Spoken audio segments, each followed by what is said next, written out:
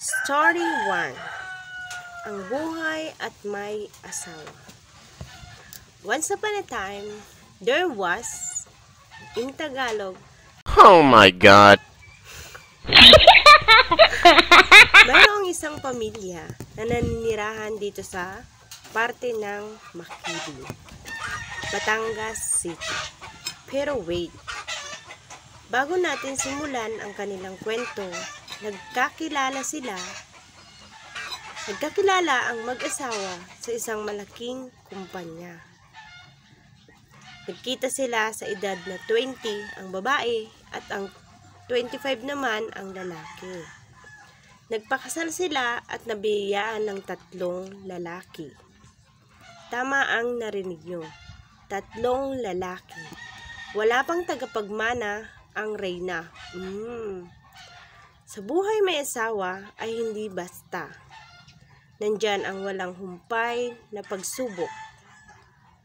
Gutom, kasaganahan, lindol, bagyo, at utang na kabi-kabilaan. Tas utang ulit. Sa awa ng Diyos, sila ay 12 years na. Sa ngayon, ito ang kalagayan sa buhay. Anumang pagsubok ay patuloy na lumaban at magpatuloy, lalo na kung may mga batang kailangan ng pamilyang buo at masaya.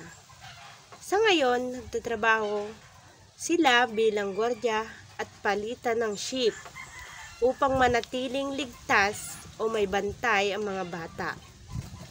Masasabi ko lang sa mga manunood sa ngayon, kung masagana man ang inyong buhay, magpasalamat sa Diyos at manalangin. Huwag na huwag mang samantala. Kung nasa gipit ka man ngayon, magpasalamat at manalangin dahil mahal ka ng Diyos. Hindi ka bibigyan ng pagsubok na hindi mo kaya. Dito nagtatapos ang kwento. Maraming salamat po at sana inyong nagustuhan ang aking munting kwento na hango sa totoong buhay.